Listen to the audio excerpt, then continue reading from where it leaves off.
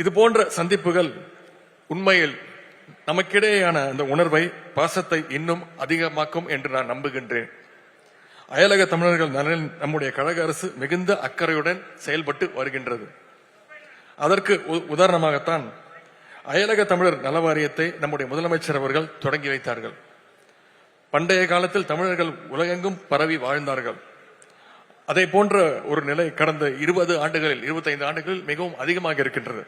முன்பை விட இப்பொழுது நம்முடைய தமிழர்கள் பல்வேறு நாடுகளில் படிப்பதற்காகவும் பணிகள் வேலை பார்ப்பதற்காகவும் பல்வேறு நாடுகளில் நீங்கள் எல்லாம் தங்கியிருக்கின்றீங்க. எங்கு போனாலும் எந்த நாட்டிற்கு போனாலும் தமிழ் பேசுகின்ற மக்களை காண முடிகின்றது.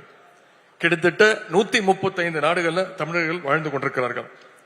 நம்முடைய தமிழர்களுடைய நலனை கருத்தில் கொண்டுதான் இந்த துறையை நம்முடைய திராவிட மாடல் அரசு உருவாக்கியது. முன்பெல்லாம் செய்தித்தாள்களை எடுத்தால் வெளிநாட்டில் வேலை என கூறி ஏஜென்ட்டுகள், டிராவல் ஏஜென்ட்டுகள் ஏமாற்றினார்கள் என்ற செய்தியை தினசரி பார்த்து கொண்டிருந்தோம்.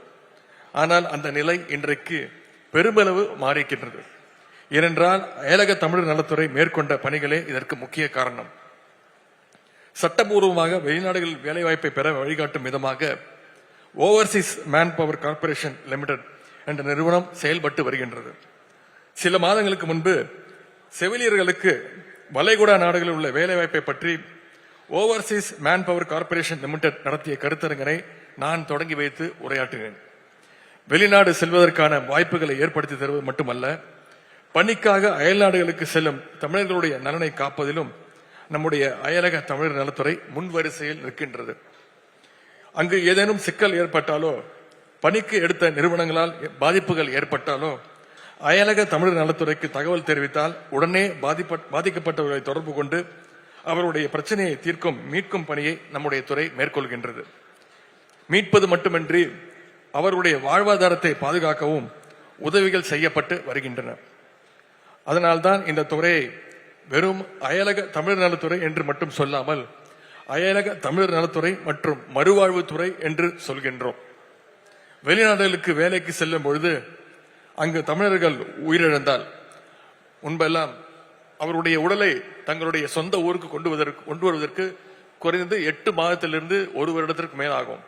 ஆனால் நம்முடைய துறையின் சார்பாக எடுத்துக்கின்ற பல்வேறு முயற்சிகளால் அவருடைய குடும்பத்தினர் மாவட்ட ஆட்சியர் முதல் இந்திய வெளியுறவுத்துறை வரை சென்று போராட வேண்டும்.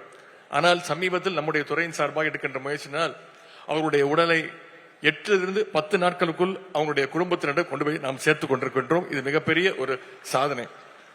இந்த நிலை முழுவதும் மாறியிருக்கின்றது. சமீபத்தில் நடந்த உக்ரைன் ரஷ்யா போரின் பொழுது அந்த நாடுகளில் படித்த மாணவர்களை பத்திரமாக மீட்டு தமிழ்நாடு அழைத்து வந்தது நம்முடைய அயலக தமிழர் நலத்துறை தான். அதற்கு இந்த நேரத்தில் என்னுடைய பாராட்டுகளை, வாழ்த்துக்களை நான் தெரிவித்துக் கொள்கின்றேன். செய்திகளை உடனுக்குடனும் துல்லியமாகவும் தெரிந்து கொள்ள சப்ஸ்கிரைப் பண்ணுங்க.